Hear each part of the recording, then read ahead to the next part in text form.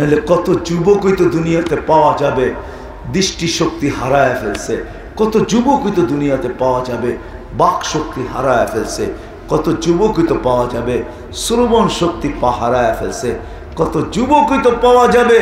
যাও যাও ইন্ডিয়াতে যে তালাশ করো, বহু যুবক পাওয়া যাবে যে কিডনি ডোনারের জন্য পাগলের মতো ঘুরতেছে। প্রমাণ চাও তো আমার বড় ভাইকে দাঁড় করায় দিয়ে প্রমাণ দিতেছি, চোখে দেখা আসছে কত যুবক ডোনার খুঁজতেছে, ডোনার কিডনির জন্য। 5 বেলা আল্লাহ ডাকে, আমার জাতি 5 ওয়াক্ত আল্লাহকে নারাজ করে, তারপরেও নাড়ায় চড়ায় পড়তে দেয় না। বাংলাদেশ নড়ে চড়ে পড়ে না, আল্লাহ সিগন্যালের পর সিগন্যাল দিতেছে। জানি না অদূর ভবিষ্যতে কি করবে, কতদিন সহ্য করবে, কতদিন চোখের পানিকে মাইনা নিবে, কতদিন 30,000 হেফজোখানার রাত্রে উঠা বাংলাদেশকে প্রোটেকশনের চাদর দিয়ে কতদিন এরা ধরে রাখতে পারবে আমি জানি না, কতদিন ধরে রাখতে পারবে। 30,000 হেফজোখানা রাত্রে 4টার সময় ওঠে, যখন কোরআন পড়তে শুরু করে এই জমিনটা একটা চাদরে ঢাকা থাকে।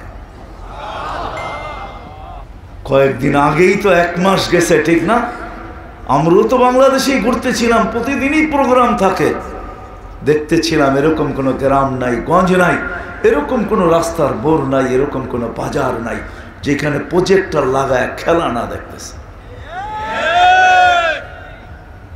হায় হায়, জিতার যে উল্লাস আমরা করছি। ওই দিন আমি মিরপুরে ছিলাম, প্রোগ্রাম চলতেছিল, অর্ধেকই প্রোগ্রাম শেষ হয়ে গেছে।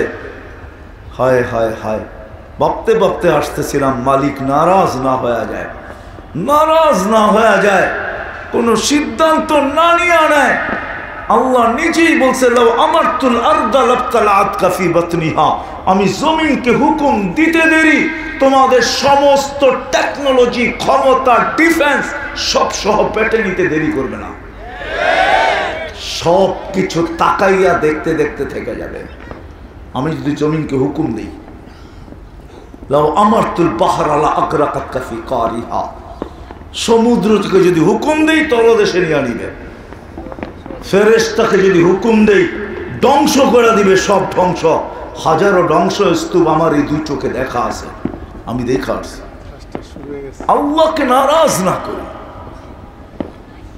বরং যারা করতেছে করো, আমরা কমসে কম এই রাত্র আল্লাহকে, আল্লাহর কাছে চোখের পানি জড়াই বলি যে আল্লাহ, যেমন মনে উঠলো এই জন্য বলতেছিলাম, মুসা আলাইহিস সালামের জামানায় বৃষ্টি হইতেছিল না, তো পিঁপড়া হাত উঠায়া দিছে, লিমা তুআযিবুনা লিমাযা তুআযিবুনা বিযুনুবি ইবাদিক, আল্লাহ তোর বান্দাদের গুনার কারণে আমাদেরকে শাস্তি দেস কেন?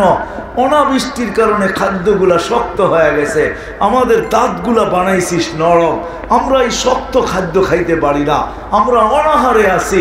বৃষ্টি যখন আসে খাদ্যের ভিতরে পানি ঢোকে, খাদ্যগুলা নরম হয়, নরম দাঁত দিয়ে চাবায় চাবায় খাইতে মজা পাই, তুই আমাদেরকে শাস্তি দিতেছিস কেন? লা তুআযিবনা বিযুনুবি ইবাদিক, আল্লাহ কবুল করছেন পিঁপড়ার দোয়া, আমরাও দোয়া করি যে আল্লাহ নারাজ হয়ে যায় না, নারাজ হয়ে যায় না, আর আল্লাহকে রাজি করি। আল্লাহ রাজি করা অনেক সহজ, শিখলে অনেক, এই উম্মতের জন্য সহজ, এই উম্মতের জন্য, উম্মতের জন্য সহজ, উম্মতের জন্য সহজ।